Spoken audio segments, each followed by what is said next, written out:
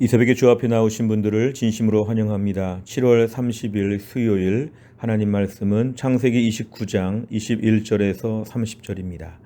창세기 29장 21절에서 30절의 말씀을 다 같이 읽겠습니다. 야곱이 라반에게 이르되 내 기한이 찼으니 내 아내를 내게 주소서. 내가 그에게 들어가겠나이다. 라반이 그곳 사람을 다 모아 잔치하고 저녁에 그의 딸 레아를 야곱에게로 데려가매 야곱이 그에게로 들어가니라. 라반이 또 그의 여종 실바를 그의 딸 레아에게 시녀로 주었더라. 야곱이 아침에 보니 레아라. 라반에게 이르되 외삼촌이 어찌하여 내게 이같이 행하셨나이까? 내가 라헬을 위하여 외삼촌을 섬기지 아니하였나이까? 외삼촌이 나를 속이심은 어찌 됨이니이까? 라반이 이르되 언니보다 아우를 먼저 주는 것은 우리 지방에서 하지 아니하는 바이라. 이를 위하여 7일을 채우라. 우리가 그도 네게 주리니 네가 또 나를 7년 동안 섬길지니라. 야곱이 그대로 하여 그 7일을 채우매 라반이 딸 라헬도 그에게 아내로 주고 라반이 또 그의 여종 비라를 그의 딸 라헬에게 주어 시녀가 되게 하매 야곱이 또한 라헬에게로 들어갔고 그가 레아보다 라헬을 더 사랑하여 다시 7년 동안 라반을 섬겼더라. 아멘. 오늘 본문의 말씀은 이제 야곱은 라헬을 위하여 7년간의 노동을 하고 그것을 품삯으로 생각한다고 하는 그러한 약속을 지금 맺었는데 오늘 그 7년의 시간이 지금 다 지나갔습니다. 21절에 보니까 야곱이 라반에게 하는 말은 내 기한 7년이 다 지나갔기 때문에 이제 아내를 달라고 당당하게 요구합니다. 내가 그에게 들어가겠다 하는 것은 우리 결혼하겠다 이렇게 얘기를 하고 있을 때 오늘 22절에 보니까 라반은 그 동네 사람들을 다 모아서 결혼 잔치를 지금 열게 되었기 때문에 마을 잔치처럼 지금 모이게 되었습니다. 그러면서 오늘 23절에 보니까 저녁에 라반은 그의 딸 라헬이 아니라 레아를 야곱에게로 데려가게 되었고 그 밤에 같이 이렇게 자게 되었습니다. 25절에 보니까 아침에 보니까 라헬이 아니라 레아가 있습니다. 이것은 야곱이 크게 당황할 만한 그런 일인데 외삼촌에게 따지고 있습니다. 어찌하여 내게 이같이 행하셨습니까? 나는 라헬을 위하여 7년 동안 일했는데 왜 나를 속이십니까? 이렇게 말합니다. 그러자 26절에 보니까 라반은 언니보다 아우를 먼저 주는 것은 우리 지방 문화와 맞지 않는다. 아무 예고도 하지 않은 채 아무것도 모르는 그러한 지금 야곱에게 이렇게 답변을 합니다. 27절에 보니까 그러면 네가 7일을 더 채우라. 이 7일이라고 하는 것은 당시 결혼 잔치가 보통 7일이었기 때문에 이 결혼을 그냥 그대로 잘 진행을 하고 7일 동안의 모든 결혼 예식 모든 이런 시간들을 다 마친 다음에 내가 줄 것이다. 근데 앞으로 7년 동안 또 일해야 된다. 이렇게 얘기합니다. 28절에 보니까 야곱이 그 7일 동안의 잔치 기간을 다 마치게 되었고 이제 레아와 라헬 두 사람의 아내를 주게 되었고 또 여종들도 이제 함께 거느리게 되었습니다. 오늘 30절에 보니까 야곱이 라헬에게로 들어갔는데 레아보다 라헬을 더 사랑했다. 7년 동안 도합 모두 14년에 걸쳐서 그런 일하게 되었다는 이야기입니다. 내용 관찰을 보면 첫째, 야곱은 라반에게 무엇을 항의합니까? 25절에 보니까 그동안 7년 동안의 노동의 시간을 통해서 둘째 딸 라헬을 얻기로 하였는데 왜 레아를 나에게 보냈습니까? 왜 나를 속였습니까? 이렇게 항의하고 있습니다. 두 번째를 보면 라반은 항의하는 야곱에게 어떻게 대답합니까? 26절과 27절에 보니까 언니보다 아우를 먼저 주는 것이 우리 지방에서 하지 않는 것이기 때문에 우린 그럴 수 없다고 이렇게 얘기합니다.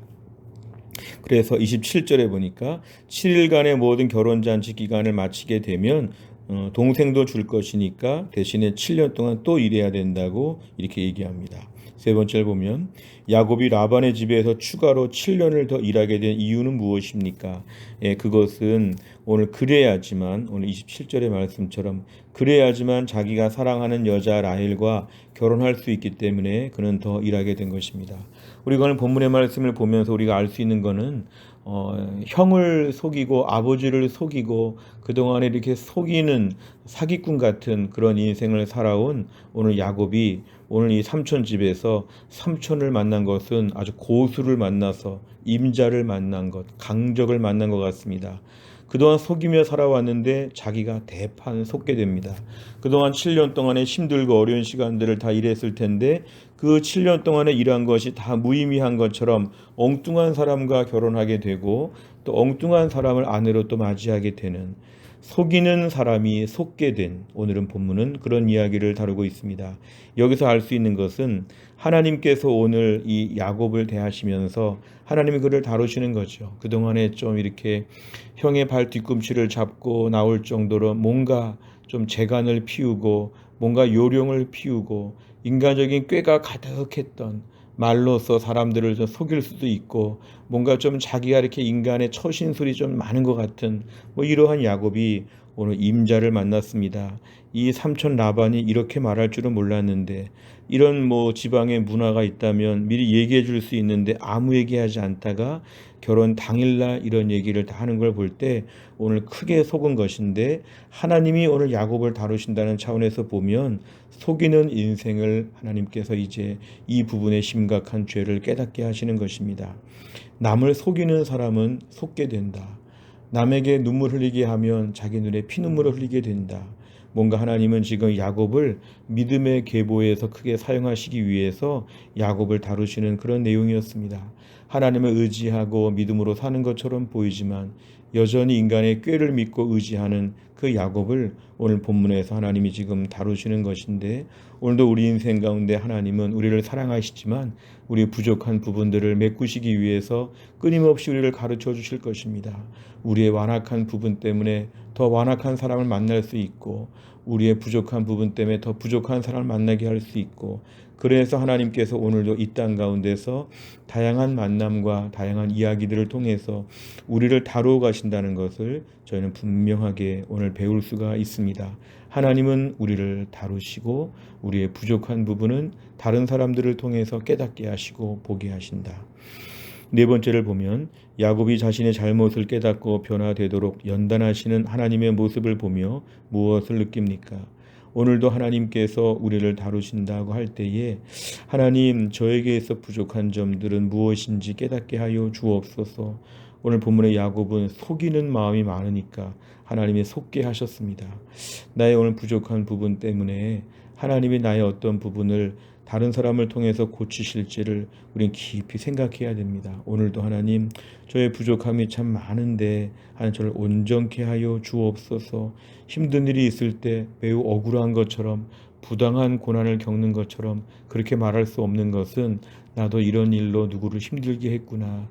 나도 이런 일로 하나님 앞에서 꽤 마음을 아프시게 해드렸구나. 나 자신을 돌아보는 기회로 삼아야 됩니다. 하나님 내 인생 가운데 겪는 수많은 아픔 가운데 반면 교사로 깨닫게 하여 주옵소서. 하나님과 사람들 앞에 제가 잘못한 부분들을 지금의 어려운 일을 통해서 깨달을 수 있도록 하나님 도와 주옵소서. 기도해야 되겠습니다.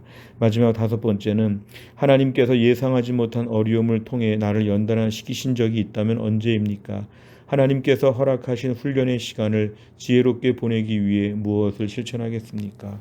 오늘도 우리가 겪는 이 땅의 모든 문제 가운데 하나님은 오늘도 우리에게 보여주실 것입니다. 내가 한 죄가 얼마나 큰 죄인지, 나의 삶의 모습이 얼마나 부족하고 얼마나 빨리 고쳐야 될 문제인지를 깨닫게 하실 때 우리가 오늘도 겸손함으로 배우는 게 필요합니다. 오늘도 마치 수업 시간에 학생들처럼 오늘 내 삶의 수많은 특별히 어려운 일들을 통해서 이 어려움만큼 성장하게 하여 주옵소서. 시편 18편 26절에 보면은 깨끗한 자에게는 주의 깨끗하심을 보이시며 사악한 자에게는 주의 거스르심을 보이신다고 했습니다. 내가 오늘 깨끗하면 하나님의 깨끗한 모습을 더 많이 보게 될 것이고 내가 사악하게 되면 하나님의 거친 모습들을 내가 더 보게 될 것이니까 오늘도 하나님 뿌린 대로 거둡니다. 은혜를 뿌려서 은혜를 거두게 하여 주시고 친절을 뿌리고 감사를 뿌리고 이 땅에서 수많은 열매들 가운데 지금의 고난을 통해서 하나님의 선한 모습으로 제가 변화되게 하여 주옵소서. 또 한 날 이런 믿음의 사람으로 오늘도 하나님 앞에 온전해지는 하루가 될 수 있기를 간절히 바랍니다. 기도하겠습니다. 하나님 아버지 감사합니다. 오늘도 하나님께서 우리에게 귀한 말씀 주신 거 감사합니다. 속이며 살아왔던 야곱이 삼촌에게 속는 장면을 저희가 보았습니다.